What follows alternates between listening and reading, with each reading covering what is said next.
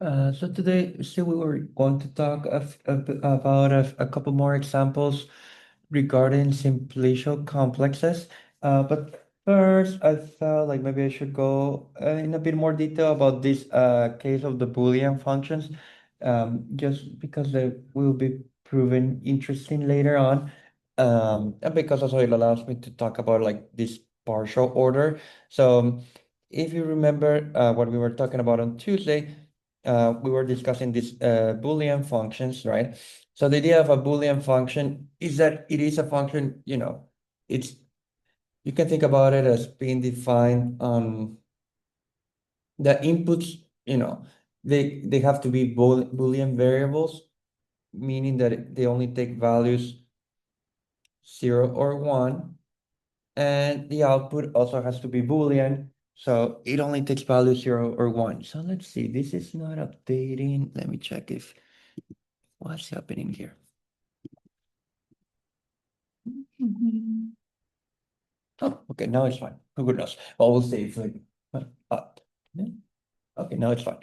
Okay. So again, like the input are Boolean variables and the output is a Boolean variable as well. So what I was saying is that the Boolean function is monotone, right? So f was called is called monotone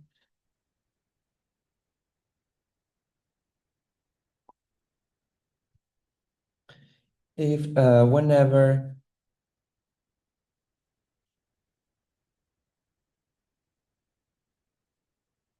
f of x is less or equal to than f of y. Sorry, sorry, that's a consequence. If whenever, let me move this.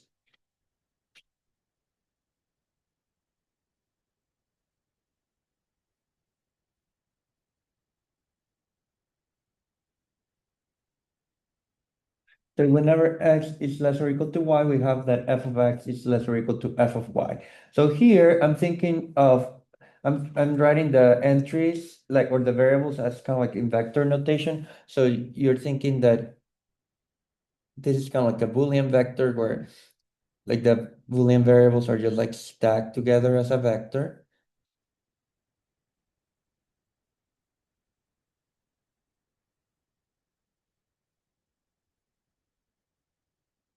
So the question, and so here when I write less or equal, again, you kind of have to think about it in terms of like vectors. So that is like, how do you order the vectors? So in general, if the vectors is not like the real numbers, where like in the real numbers, there's kind of like a natural order, like, like 3 is less than 5, or which is less than 7, right? -1 is less than 2.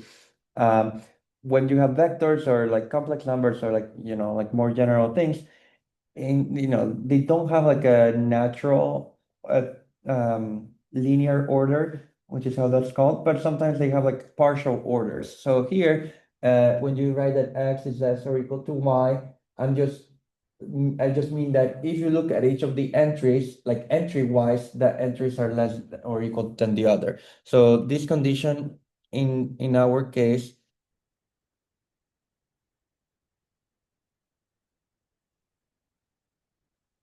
means that for every entry of the vector xi less or equal to yi, or I equals 0, 1, and 2, n.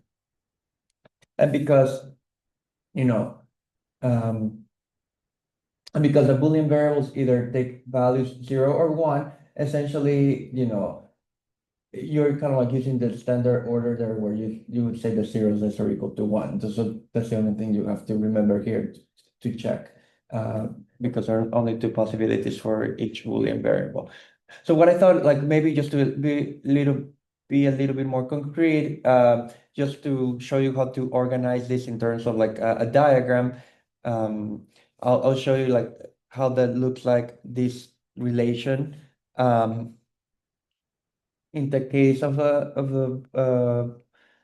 like four Boolean variables, just to have like a bit more like of an understanding. So this type of relation is called like a partial order, by the way. So maybe I should write that down as well.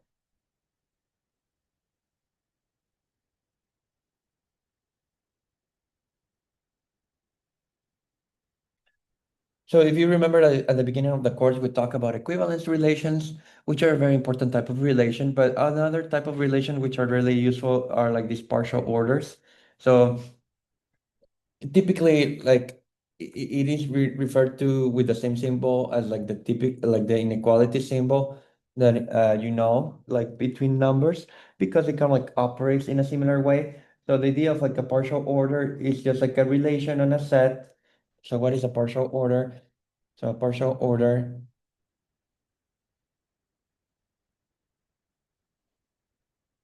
on a set where the following properties hold.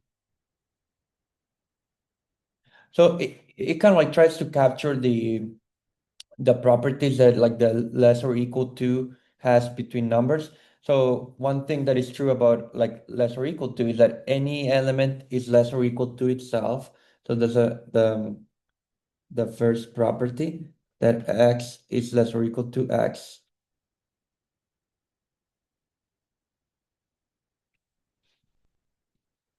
So basically, this is what we had called like reflexivity before, because every element is related with to itself. So this is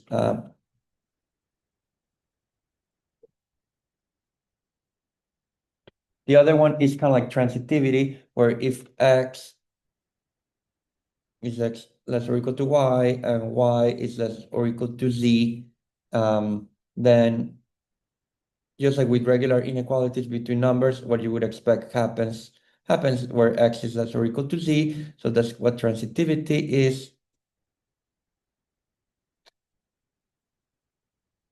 Okay. And the last thing that happens with again, trying to generalize this property of less or equal to, um, you would say that if x is less or equal to y and y is less or equal to x, then they're the same. So that's called antisymmetry. So this is called like the other one is.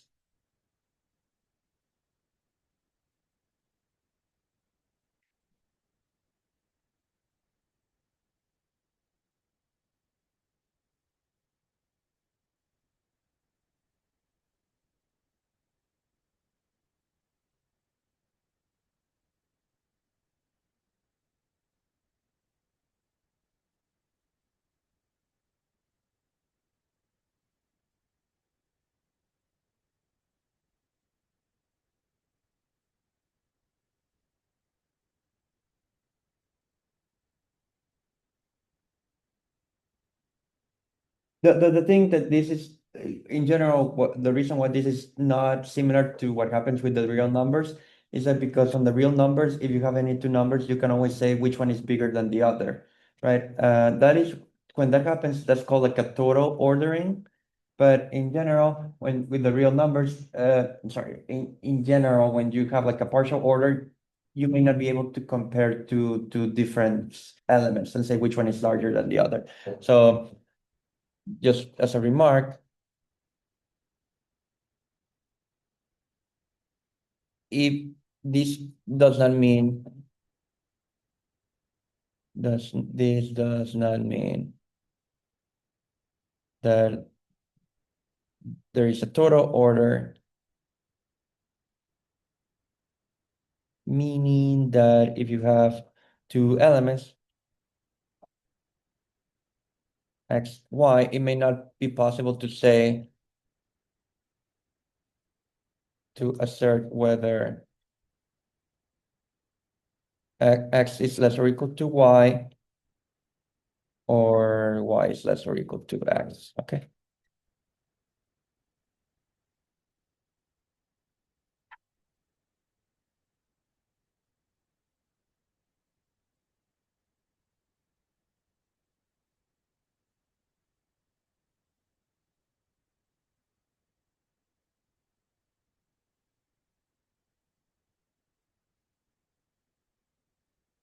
And that actually will happen with the Boolean variables, which is what I was going to show you next. Like how you can organize. The idea is that whenever you have like a partial order, you can kind of like organize that in a diagram, which is called like the Hasse diagram. So that's what I was going to show you this in the case of the Boolean variables, just because it's kind of again, like the since be using Boolean functions from time to time in the class. It's useful to see how there are other ways to think about it. Okay.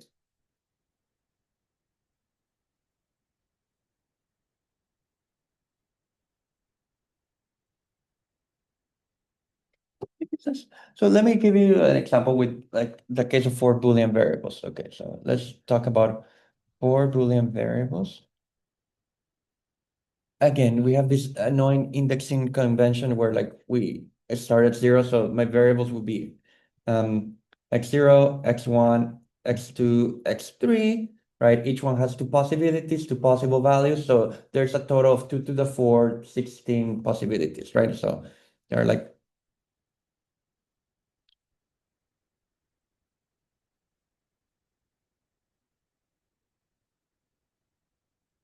for all the possible combinations you can give to each variable. Okay, so I will organize these 16 possibilities in a way that's kind of like useful for this relation that we were talking about. Okay, because again, like we are assembling these four variables into a vector, into kind of like a Boolean vector, if you want to call it that. And the partial order that I was talking about is that x is less or equal to y if entry-wise that happens, right? If it entry-wise xi is less or equal to yi. Okay.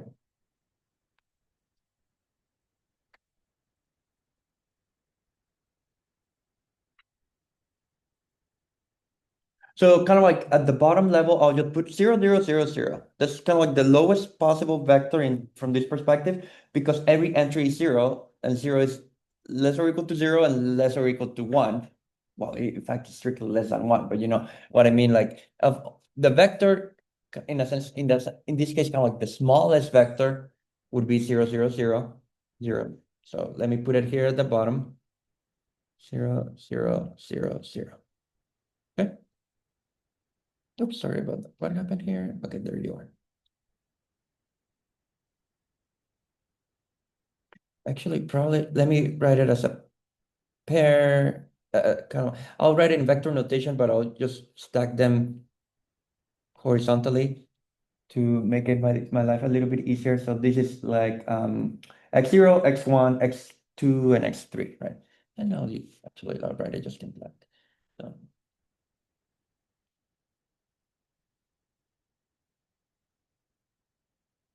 okay, so then basically to increase a vector, right?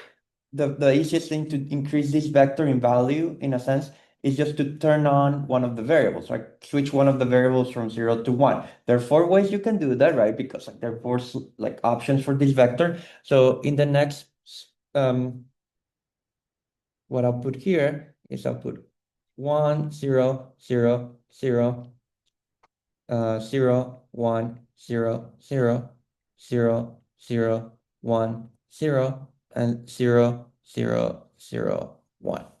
Okay, and I'll draw an arrow going from the bottom, like for the low from the lowest level to each of these.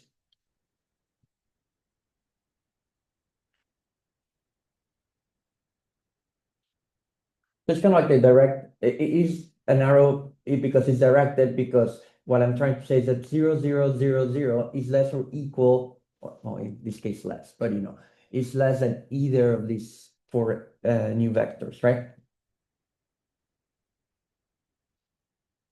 But the idea is that kind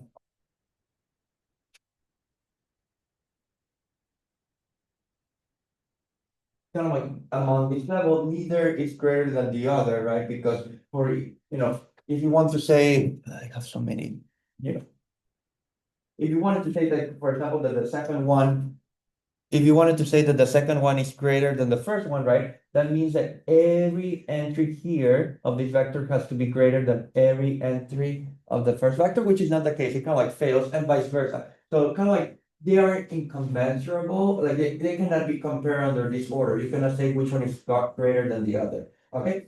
Um, let me get that something. And then you kind of like proceed moving upwards just by turning on one further variable at a time.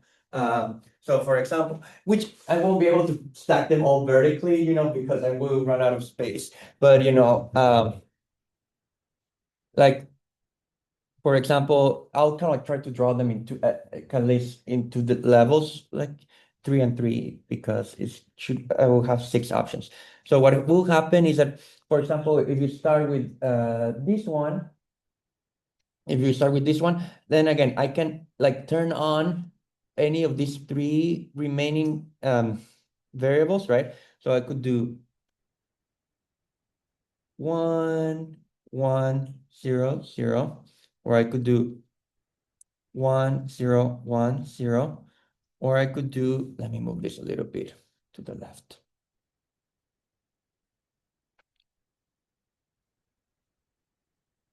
Or I could do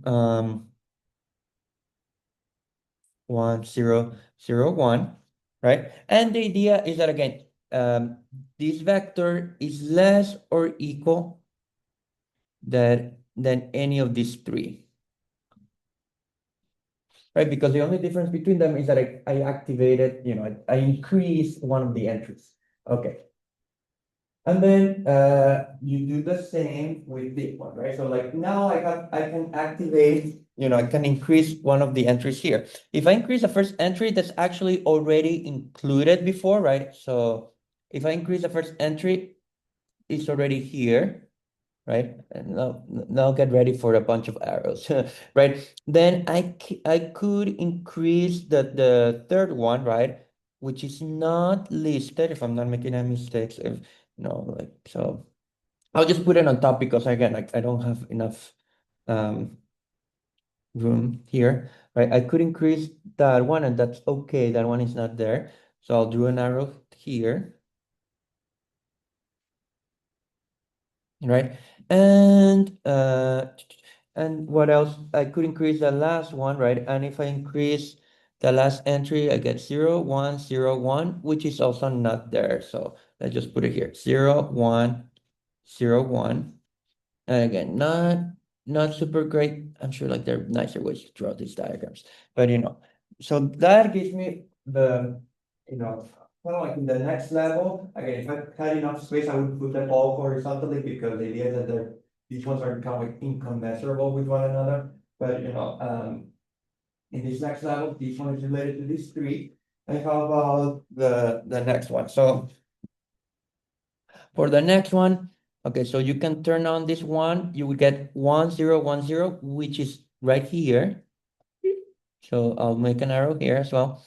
Then if you turn on the second one, you will get 0, 1, 1, 0. 0, 1, 1, 0 is also already included, right?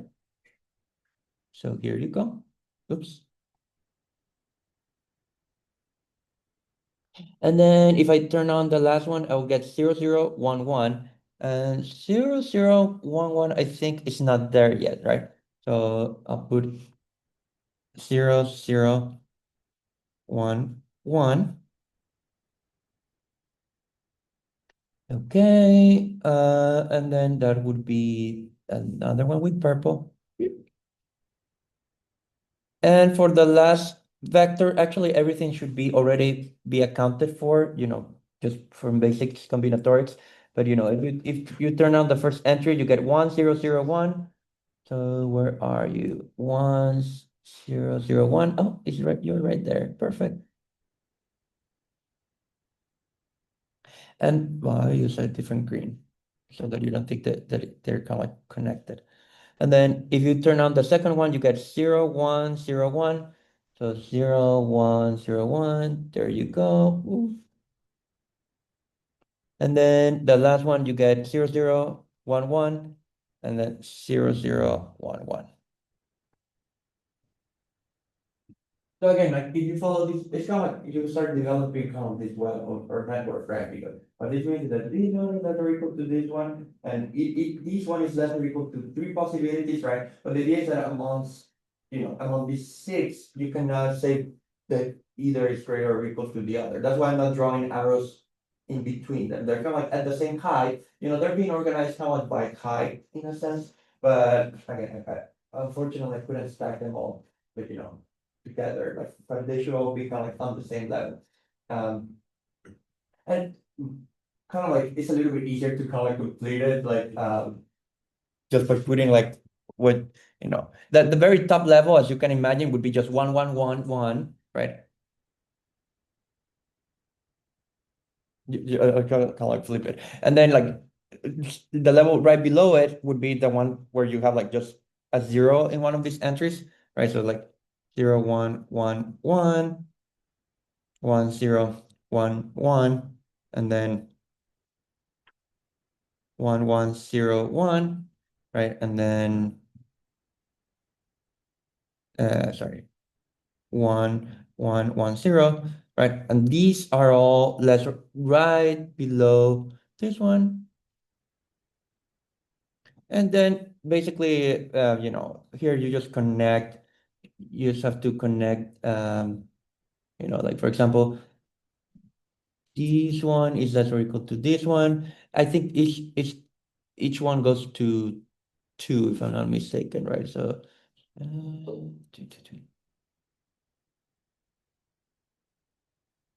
So this goes there, and then you just have to compare. So you need to have a one and a zero. So one and one and one. So this here. One and one.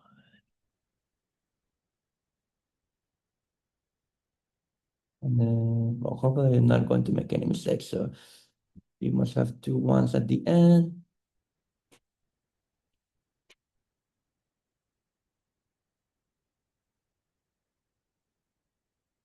And then you do the same for the others, right? Like, so you must have, two ones at the beginning for the next one. So two ones at the beginning gives me this one. Well, of course, it's a mess, as you can imagine, but it's still good to see at least once, like all drawn out. Um, and then this one has like a one, start with a one, and also has a one in the third. So 1 and 3, 1 and 3.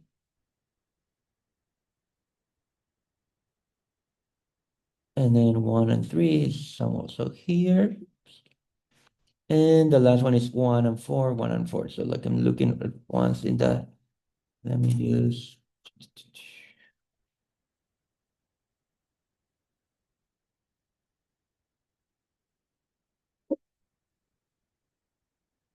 One and four is there.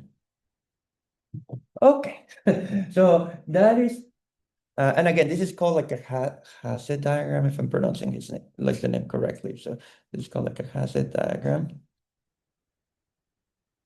Well, it's not a it's kind of a hassle, but and then that kind of like captures like the partial order like very nicely. Um, the idea of like the function being monotone, what does it mean for the function being monotone? That for example, if this one had been one, right?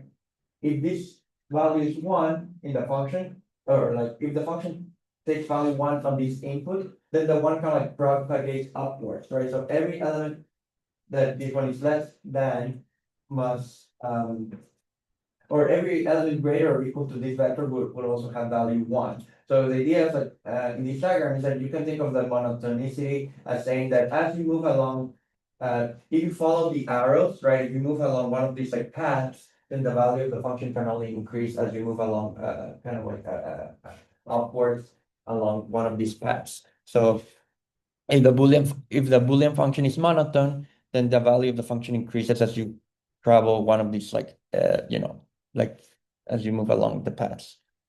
So if the Boolean function is monotone, well, it cannot decrease. Then the value of the function cannot decrease as you move upwards.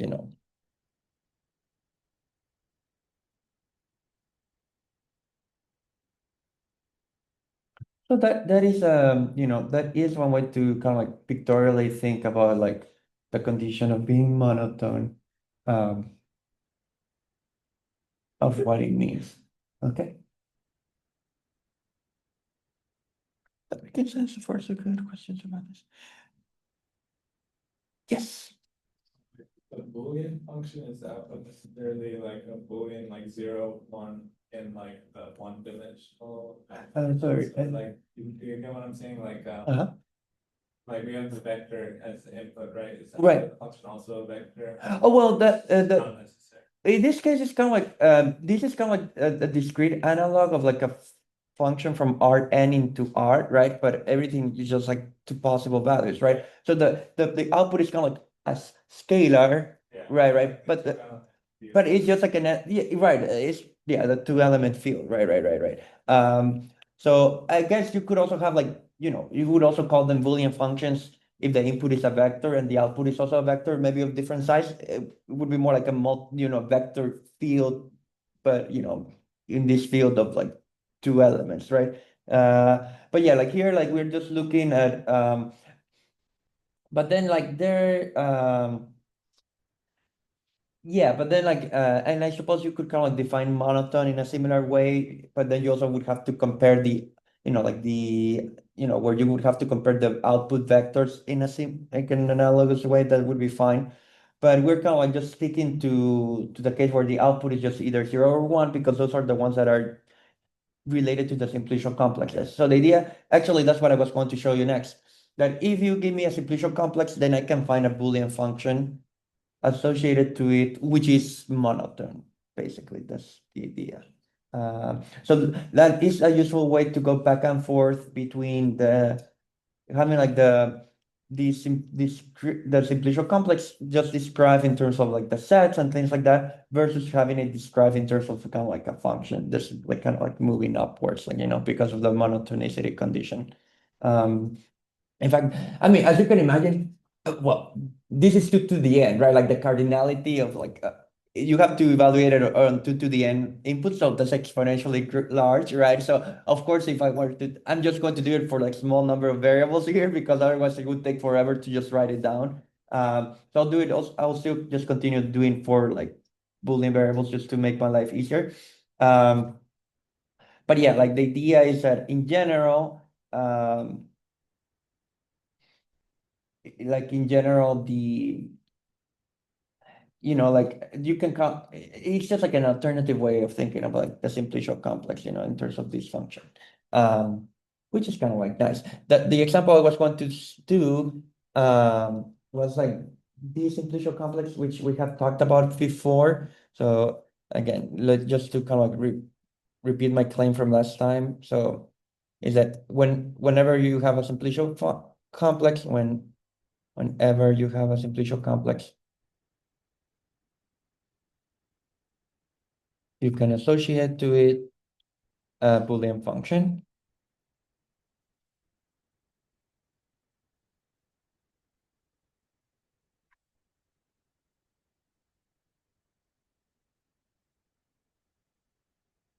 Okay.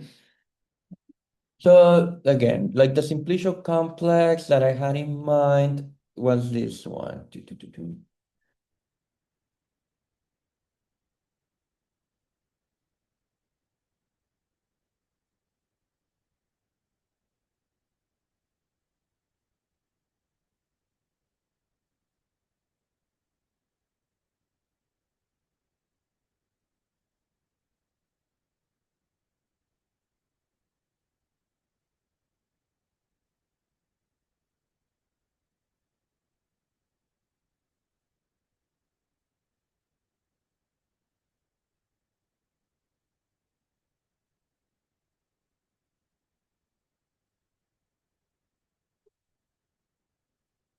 So again, that's kind of like geometrically how you're thinking about the complex, but you can always describe it like more like in terms of like just sets, right? So or like a list, right? So the list that you have you know, would be the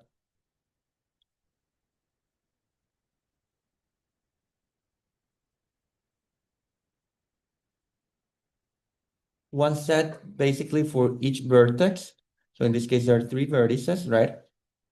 Then you can represent each edge as a two-element set determined by its endpoints. So there's a set for x0, x1, right?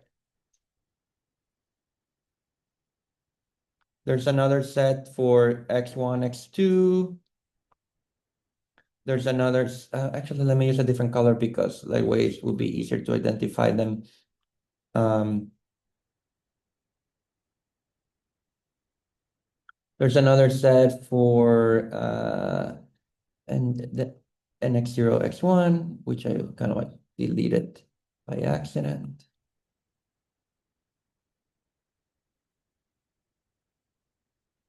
Okay.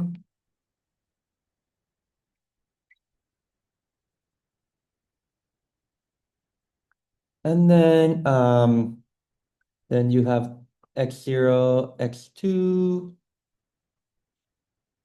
Then you have what x0, x3 for x0, x2, and then x0, x3, and then x2, x3, right? Like there should be five edges, so that seems fine. Right? And then there's kind of like this solid triangle. So the solid triangle again, like well, it's kind of like determined by the edges or like by the vertices of the triangle, however you want to think about it, but it corresponds to a three-element set, right? So that would be x0, x1, x2. So again, like the simplicial complex in a sense is defined just by that data of like all these subsets, right? Like or all these sets, that is what defines the simplicial complex. Um, what I was saying like last time is that that is actually related to a Boolean function, right?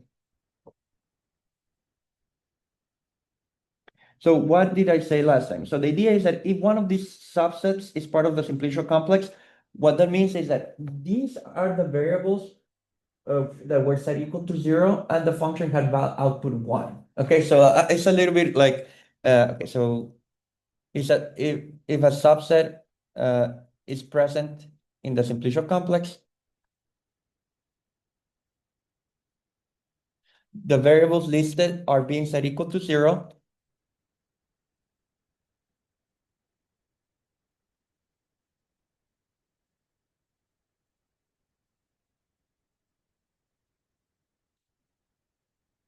and the function has value one on that input.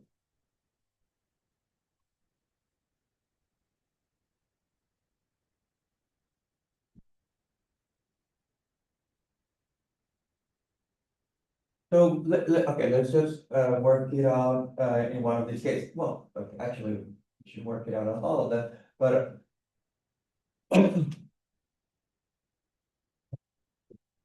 but just to show you what I mean by that. So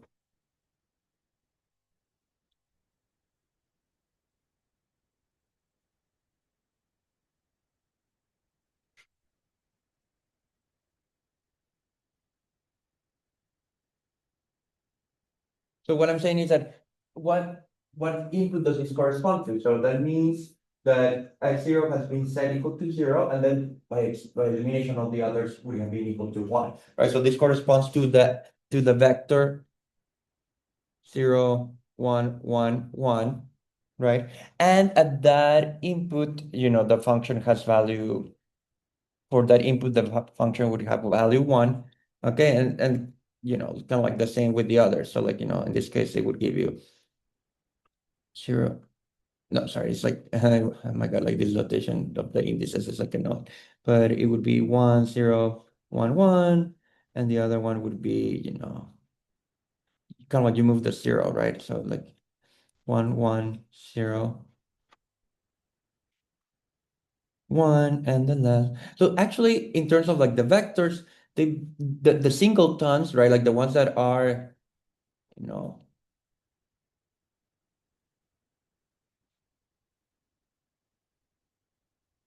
the vector associated to that singleton is basically like the next to top level, right? Like because if you go back to the diagram, okay, let's see if I can fit the diagram here. I don't know if maybe I can shrink, copy paste it.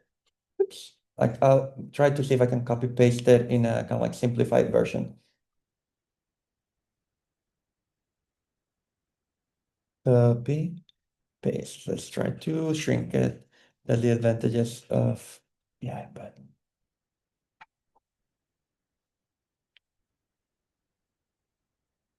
oh, but where can you let me move it on? Resize. Haha.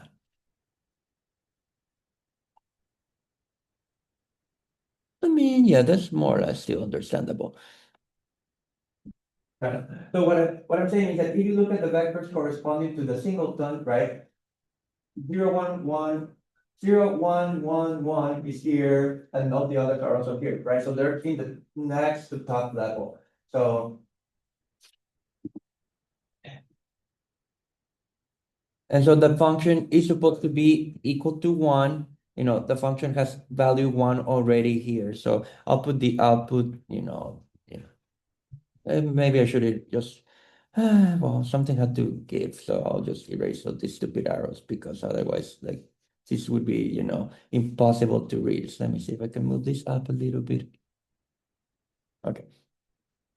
Right, so what this means is that the function has value one, value one, value one, and value one at those particular inputs, right? That also already fixes, the top level by monotonicity, right? Because the function can only increase as you move up. So like no matter which path you take, all that I'm trying to kind of like show you here is like how everything gets fixed from the simplicial complex together with the monotone condition. That's kind of what I'm trying to do here.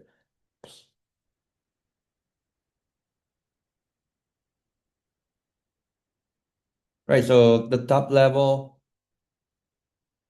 gets fixed automatically by the monotonicity. So like I'll just put it one with a different color so that you know that it's because that's coming from the monotone condition. And something similar happens with the other. So for example, let's do the triangle.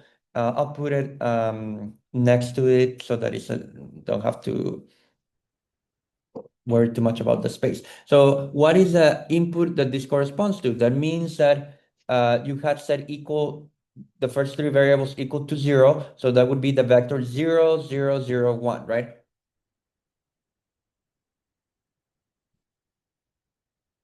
So if you go to the diagram, where is 0, 0, 0, 1? Oh, it's the last one, right? If I'm not mistaken. So it's here, like the last one listed, right?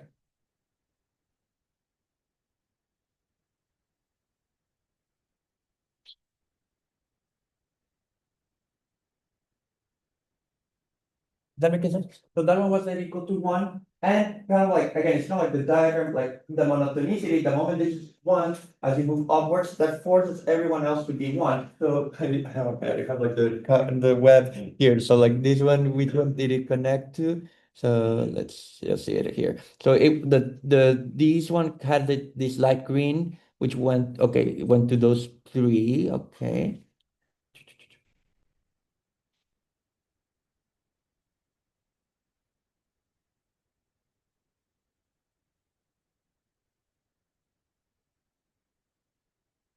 So again, I'm putting them in red where you can just kind of like feel. I mean, of course, everything will be consistent. So like, like you're not going to get contradictory information. I'm just saying like, if you're trying to just fill it out, you can kind of like play with the monotonicity and, like specific values to kind of like determine most of it, right? And okay, so that already fixes a lot of that. And then, for example, you know, okay, like let's say let's look at yeah, let's look at this purple one. Let's say this one would correspond. That means that the last two were set equal to 0, right? So the last two entries were set equal to 0. So it would be 1, 1, 0, 0. All right. So you look for 1, 1, 0, 0. So let's look here for 1, 1, 0, 0. Okay, you're in here, right? So this one um would give you one. Well, because these are all at the same level, that doesn't fix any of the other values here. we would have fixed like the ones above it, but we already know that they have to be one. So you just kind of like, see what else,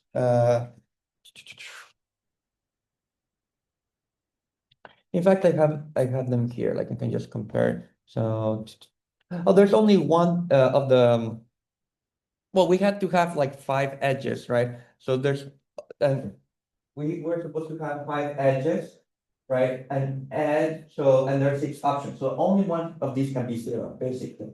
Um, so what, which is the one that has to be zero? It would be 1 0 1 0. I haven't done it, I had it before. So 1 0 1 0, that one is not present in the simplicial complex because this one will correspond to x1, x3, and x1, x3 should not be listed here.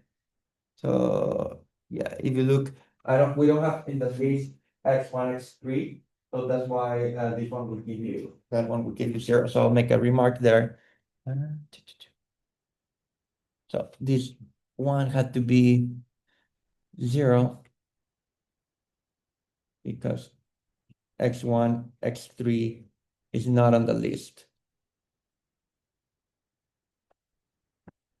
So you can kind of like do like a downwards monotonicity because that means that everyone underneath it had to be zero as well, right? Because if you have one value, it's like otherwise it would be a contradiction. So, and then which one's connected to that one in the middle? Okay, so the first one connected to it. So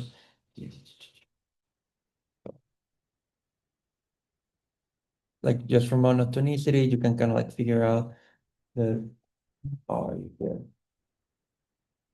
Yeah.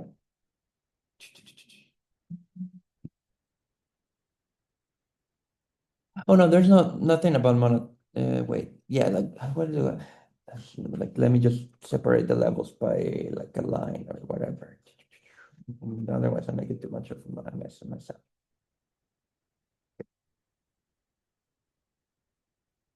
Oh, right, like actually, oops, wrong. Yeah, these six are in the same group, so now this is fine. Why are they in the same? Oh no, no, my God, what am I doing? Yeah, yeah, so I did draw it correctly, right? Yeah, no, no, no, this is fine.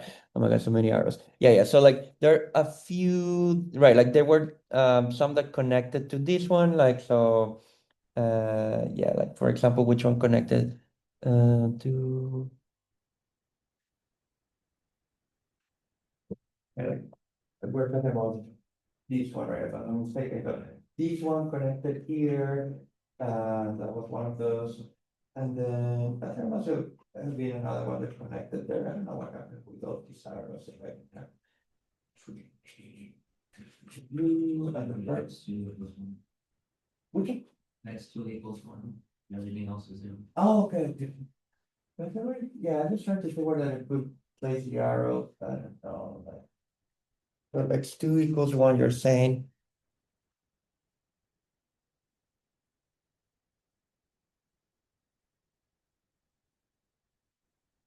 Sorry, that had to be 0. Sorry, sorry, sorry. And then x2 equals 1. So, oh, yeah, yeah, yeah. That's what you're saying. Thank you. Oops. And then, well, the other one is going to, yeah, this 0 1 0 0 should be, is that also 0? Yeah, because, oh, right, because we only have the one triangle. Very good. Yes, good. It's just kind of like it's like a bit fun, I think, like, to fill this out. So again, there are many ways to do this, like, but, and then this 0 1 1 0 0 1 1 0, that actually ends up being 1. Well, and of course, at the bottom level should have been 0 because otherwise it propagates upwards and it would have been the constant Boolean function equal to 1. So unless like it's like a stupid simplicial complex, I mean, stupid simplicial complex is where everything is either included or excluded. Like something like of like the extreme cases. The power set, actually, what you would call the power set. This one would also be assigned value 0 at the bottom level. Uh, but you see, like, and again, unfortunately, if I had a better picture, like where I kept the arrows, you would see that as you move upwards, the value only increase. That's what I wanted you to appreciate. And once you see it in an example, it's kind of like plausible to convince yourself that you can always like do this, because again, like the simplicial complex that has this property that any subset of once a set has been listed in the simplicial complex, every subset of it is part of the simplicial complex, and that's what gets reflected here in the monotonicity of the Boolean function, basically. Um, it's just that kind of like the singletons are kind of like almost like at the top level, so it's kind of like gets flipped because in the sense like the simplicial complex is closed. It's called downward closure because like the smaller things are inside of it, and it kind of like it's reflected into the fact that you're going as you move upwards, like the function is monotone. Okay. Um,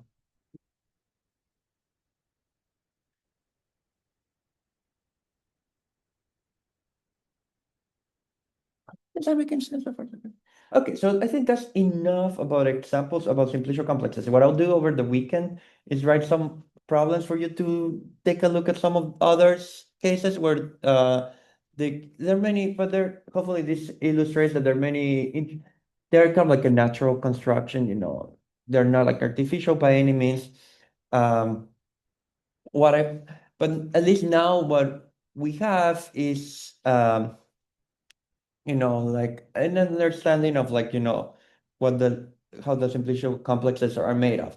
So the idea is that once you have the simplicial complex, you can kind of like define these matrices or linear transformations, which in this case they're called boundary maps. And once you have those, you can construct like these Laplacian matrices that we were talked about before. Um, and the dimensions of the null spaces of those is what would give you the Betty numbers, which I still haven't defined, but that's kind of like the number of calls of the given dimension of the complex. But before doing that, so like just to kind of like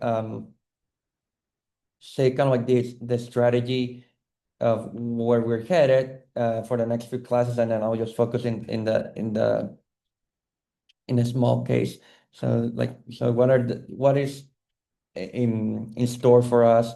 So like the next steps is that once you have a simplicial complex, you associate to it a family of vector spaces. So given a simplicial complex,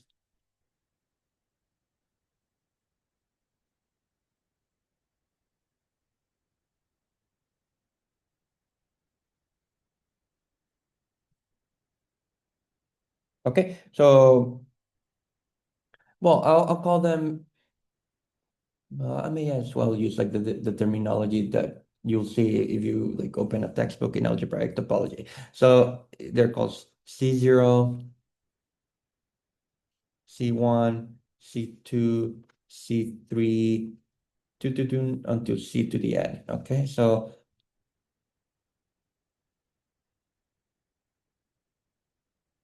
actually, like just to have some more space.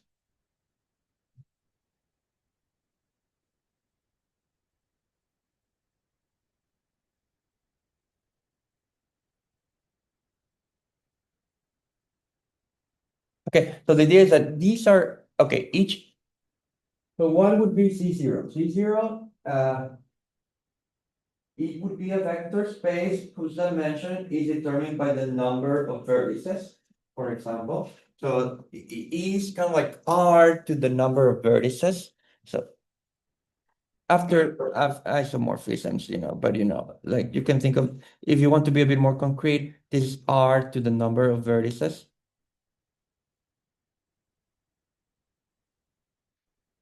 Then C1 would be R to the number of edges.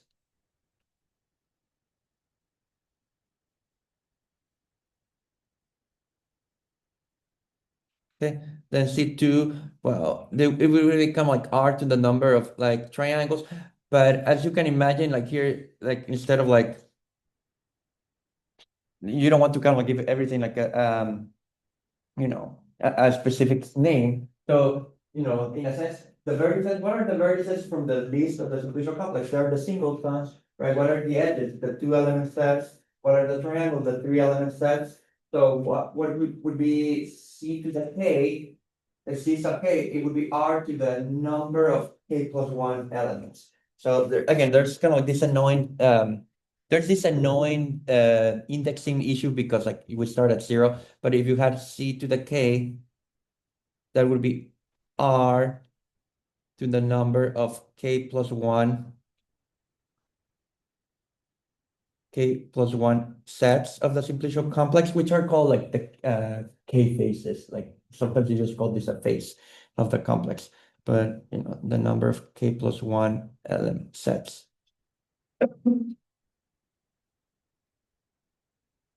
Okay.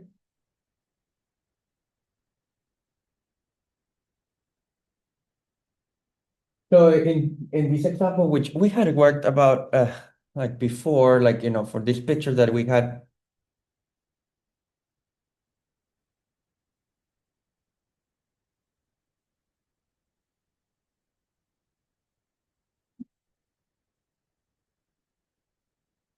you know, for this picture that we had in this case, you would have, okay, so we have 4 vertices, right? So you would get r to the 4. So the 0 would be here, r to the 4, because there are 4 vertices. C1 would be, how many edges do we have? We have 5 edges, right? So there are 5 2-element sets. So it would be r to the 5, right? Then C2 involves the 3-element sets or like the triangles, right? In this case, there's only one triangle, so this would be R. And of course, like that rest, you can include them, but they're just like the 0 vector spaces because there's nothing else, right? So there's no higher dimensional thing here. It's like there's no tetrahedra or anything else. So you can just put like, you know, you don't have to put anything, but if you want, you can just put the vector space 0. Sometimes you'll do that. Okay. And the idea is that between each of these between each of these vector spaces, you will define a linear transformation. Okay.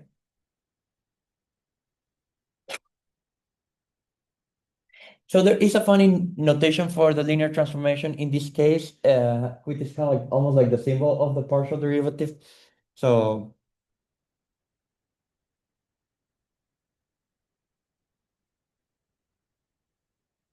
these are called like boundary maps. So let's see if I can put their names.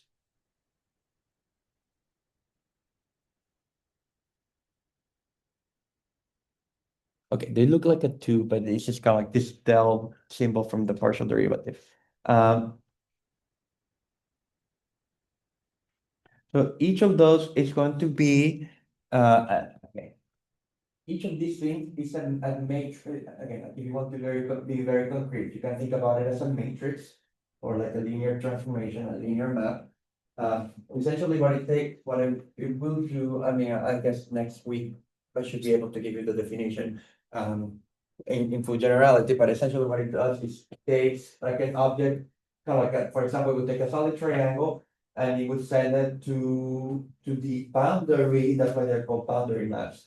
It sends it to the boundary of a triangle, but the boundary of the triangle are the 3 edges. So it kind of like takes some geometry, some type, some face of a certain dimension and sends it to its edge or boundary, which always has one dimension like lower. So for example, with the edges, you know, the boundaries of an edge or like an interval is like the 2 endpoints. So it would be defined as, you know, it would be defined by giving you the edges of each thing. The thing is that you have to be clever because it has you want it to when you have two of these matrices in sequence that they multiply out to 0, which was like this thing that we were talking about before, that when you compose two matrices, you would get the 0 matrix.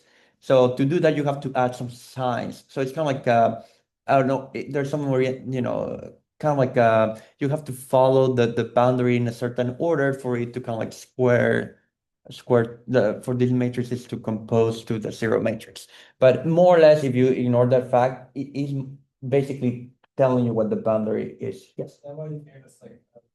Right, right. Like that's why when I had defined it the previous case, right? Like it had, for example, I had to orient the triangle like if you oriented the triangle counterclockwise, which is the usual notation for, with the right-hand rule, that as you travel along the edges of the triangle, you have to see, oh, is the edge facing the same direction as this counterclockwise travel? And if it's not, you put the minus sign, or yes, like that's kind of how, right? Like if I mean, I might as well do it quickly. It's good because it's like not too hard to illustrate. So in this case, like if you wanted just to notation's sake, uh, like the convention would be to list an edge in with the from like lowest index to higher index. So for example, because this edge goes from 0 to 1. I mean, like here, like the indices are 1, 0, and 1. So I would think about it as going from 0 to 1. And then you know, then this one, because the indices are 0 and 2, I would draw it going from 0 to 2. Um, so I'll call this one E02, and this one, because the indices are 1 and 2, right? I will draw it from going from 1 to 2, right? And so the idea is that if you, for example, had the triangle, right, which I'm just going to call T.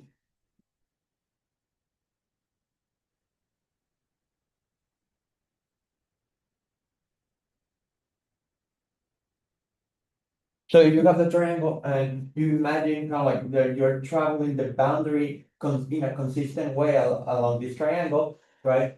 What would be this boundary of the triangle? This is what you would call del2 of the triangle.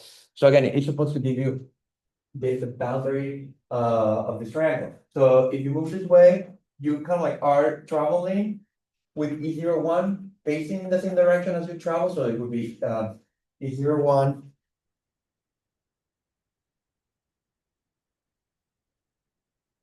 plus E12. But once you get to, right, because they're moving counterclockwise, but once you get to the last one, now you are going, this edge is traveling against the orientation that you get to the triangle, so that's why you put minus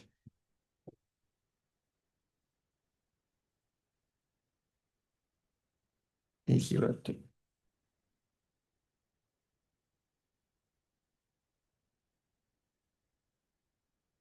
Oops, like this should be E12, right?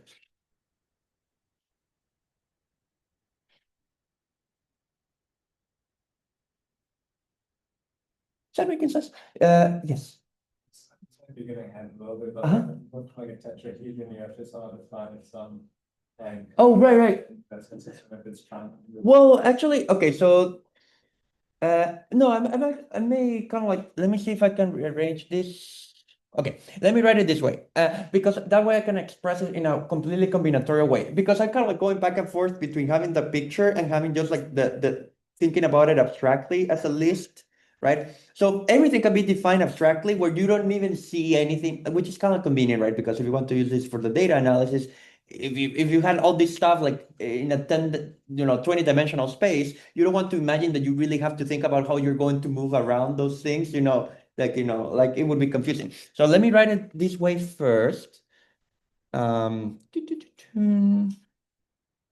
and then I'll rewrite this matrix in kind of like the list notation, because that would be a bit more interesting to see what's happening here. So I'm just going to put it as E12 minus E02 plus E01. Okay. So if you rewrite this in terms of the list, right? What is the list that represents this triangle? It was x0, x1, x2, right? Because the triangle, again, is a 3-element set from like the more like abstract perspective. So the boundary map, or like this map, is being defined on a 3-element set, right? Again, that is the same information from the simplicial complex perspective as like me drawing a solid triangle. It represents the same thing. Okay. And then the edges, again, there are 2-element sets. So you can just, I will replace this as kind of like a form of linear sum, which we had talked about before, like a formal linear combination. Okay, so what are the edges here? The edges would be h1 and 2, right? So I'll write it as x1, x2, right? Minus x x0, x2, right?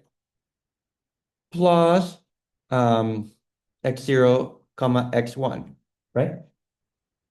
So, you started with a three-element set, and the map is supposed to produce some combination of two-element sets, right? But if you look at this, that's why I kind of like rearrange the terms, because if you look at what's happening here, I kind of like are deleting one vertex, one element at a time. So if I delete x0, I get this one, right? If I delete x1, I get x0, x2, and if I delete this other one, I get x0, x1. So it's kind of like an alternating sum of like just like kind of like if you had like a pointer, moving one at you move a pointer, you have the list, and you just delete one at a time. So how can I write this in kind of like in nice notation? You would write a sum, you would use sum notation, right? So let's see.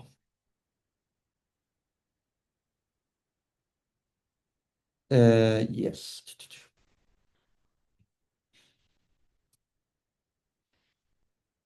Well, oh my God, I'm now going to make a mess. Oh, yeah. I see.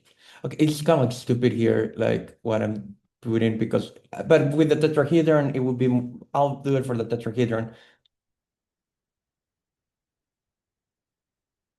Okay, so let me explain what this means. Actually, I have a better way of writing this, like so silly. Uh,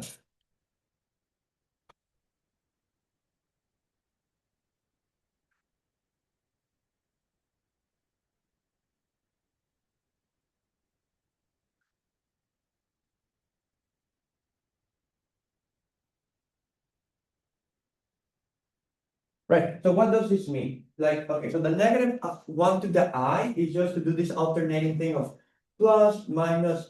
It's kind of like a determinant, right? Because a determinant also like alternates if you remember when you expand out a determinant. So it's kind of like a plus, minus, plus, minus, plus, minus. So there are different conventions like of how you set it up, but like the important thing is that it kind of like goes back and forth between plus and minus, right? So basically, I don't know if you have seen this notation before, but like this is kind of like a minus notation for sets, meaning that you're just going to remove this element from the set. So here, in this case, it just means when I equals 0, what that means is that you're deleting x0. When I equals 1, that means that you're deleting x1 from the set. And when I equals 2, you're just deleting x2 from the set. Is that making sense? So what I'm saying, and the beauty is that it is always the same formula, regardless of the number. So for example, with the tetrahedron, right? If you thought about the tetrahedron as like being determined by x0, x1, x2, x3, right? Like because a tetrahedron has like 4 vertices, right? It's kind of more like a pyramid. So let me see. Let me continue in the next page. This could be one of the last things we do. But that's the beauty. Of course, like then you have to check that that squares to 0, or like like when you compose that it gives you 0. But it's not too bad actually. We should be able to do that. But it's kind of like playing around with the symbols. But for like the pyramid, right? The pyramid.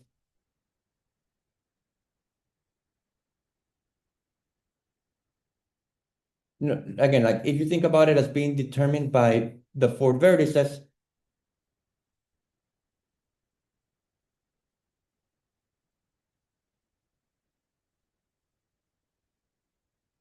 which, by the way, this one is not part of the simplicial complex, right? Because there was no pyramid in the simplicial complex. I'm just kind of like writing down the formula for what it would be in that case if you had something like this. Then what you do, it's kind of like it's an alternating sum where you're just deleting one at a time. So, it would have, it would give you, start with plus, you delete x0, okay?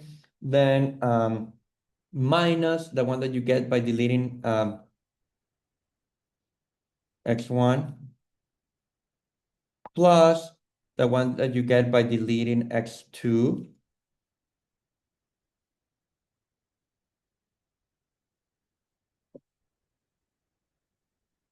and minus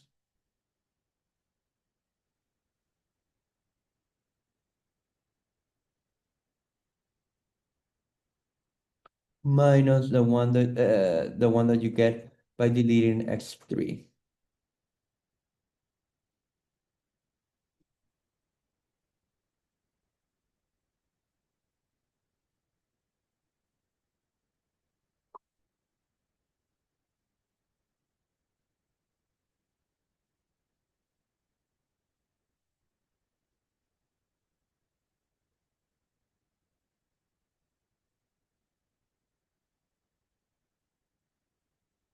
that make sense?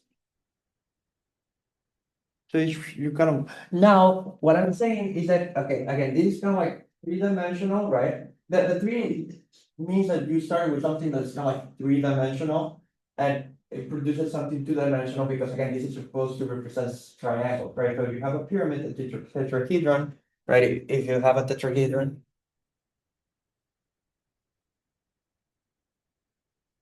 right? It has like these like four faces or like or triangles, and this is supposed to be represented by this. Now, what I'm saying, kind of like the cleverness of the construction is that you could apply the boundary, or you can take the edge or the boundary of each of these triangles, right? So basically, you could do the boundary. Usually you call this the boundary of the boundary. So you could do del what boundary two or like del two of del three, right?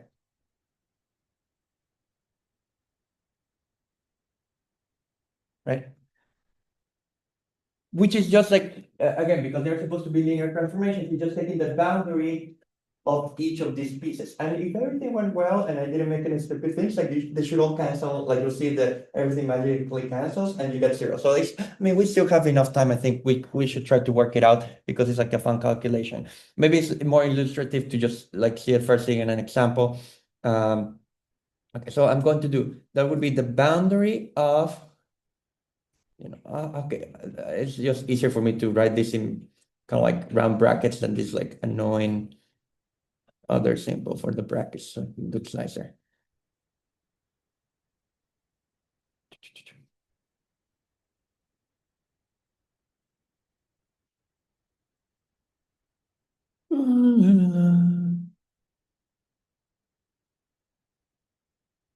And again, it's kind of like a determinant. It's plus, minus, like all these things. Like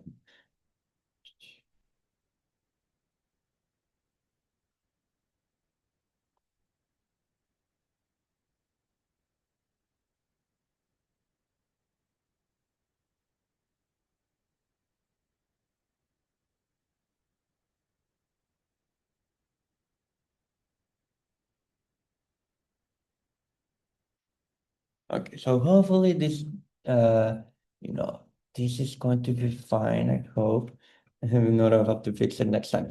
But again, let's just go with that. Like let's just try to do it like plus minus plus minus. So I'll put them kind of like stacked in rows so that it's kind of easier to see what happens here. So I'll plus minus plus and deleting one at a time. So I'll do x2, x3 minus x1, x3 plus x1, x2. Okay, so that should be the boundary of the first one, like the first triple. Then you do, okay, then there's going to be a minus of the formula, right? There's a minus here in the formula that's going to affect everything. Let's see if that's fine. Okay, so again, delete one at a time. So you would do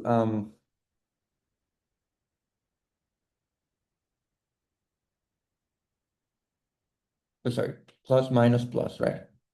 Okay, it's looking good. There's a small confirmation so far. I don't know if you see it already. Okay, so this is not going to collapse.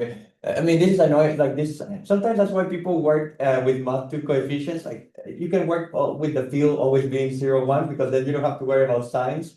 So it's sometimes like nicer. But like I do want to work with signs because otherwise we can only use like linear algebra over the reals, which is what I'm trying to use for this class.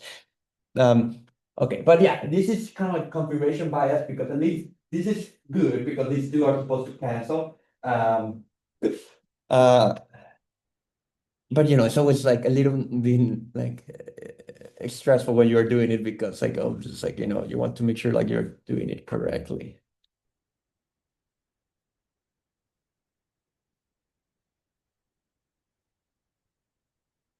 Minus, and then again, there's another minus from this formula, right? Which would be x1, x2 minus x0, x2 plus x0, x2, right? x1, right?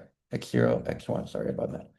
Okay, so let me just color the pairs that should cancel out. So again, so these two we had already determined because of the minus sign. So okay, I have, ooh, cute. I have, this one is minus x1, x3. There's a plus x1, x3 there.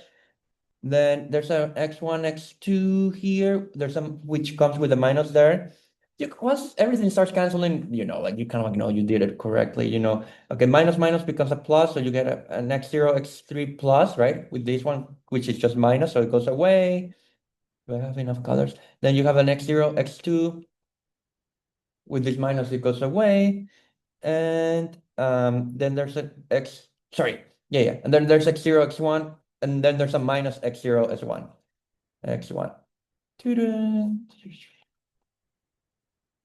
Isn't that nice? So it did vanish identically. So that corresponds, again, because it's just like a weird symbol from our perspective, but this is really just like a matrix or linear transformation. It's to say that when you compose these two matrices, you get the zero matrix. That's essentially what we had started at the beginning of the course discussing, because we had like a sequence of vector spaces with two matrices whose product was the zero matrix. And from there you can form this like Laplace matrix. So in a sense, right, so just to kind of like summarize the situation, so basically what we had, here is like, you have this vector space which I'm calling C3, you have this vector space which I'm calling C2, you have this vector space which I'm calling C1. So we just checked that here you had this boundary map del3, and then you had this other boundary map del2, right? So the Laplace matrix was again that if you take the transpose, right? If you take the transpose flips the arrow. So this is the transpose of this second boundary map, and this is the transpose from this third boundary map. So the Laplace matrix was just like, if I start at C2, what are the two ways that I can go back and forth? Like, for example, I could go to C2 through C1 and then come back with the transpose, right? Or I could start at C2 and go to C3 and then come back as well. So the Laplace matrix in this case, which I'll call L2, the Laplace matrix. Okay, so if I start C2, yes, like this. So it would be del2 transpose del2 plus, then you do first the, okay. It's always one, it's like, one is a sum of two things, and there's like the transpose, but they go in different order. So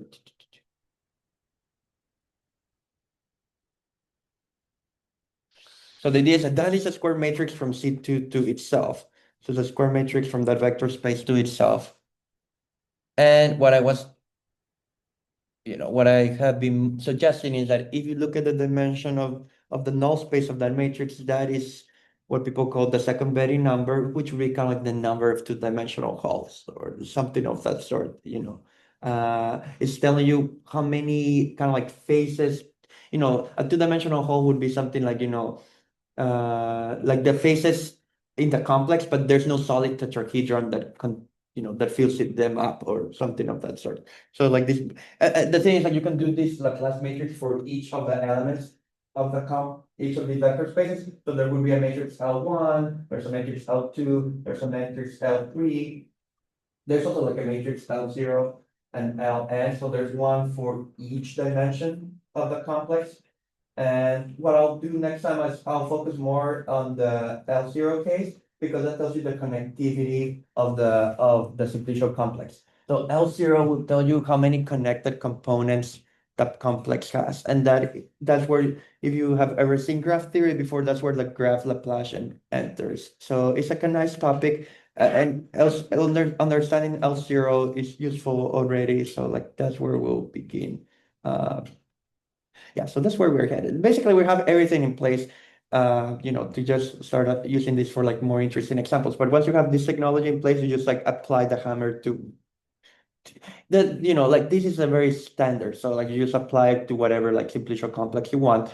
It's just like in this case of topological data analysis, they're producing a very particular way. But yeah, we just have to work out on some examples first so that you see how this is all supposed to proceed. But okay, let's end here. I think it's like a good stopping point. I'm glad you asked me about that boundary because it's a good way to end for the before. And the next time I'll tell you about L0, which would be the first Laplace matrix, basically.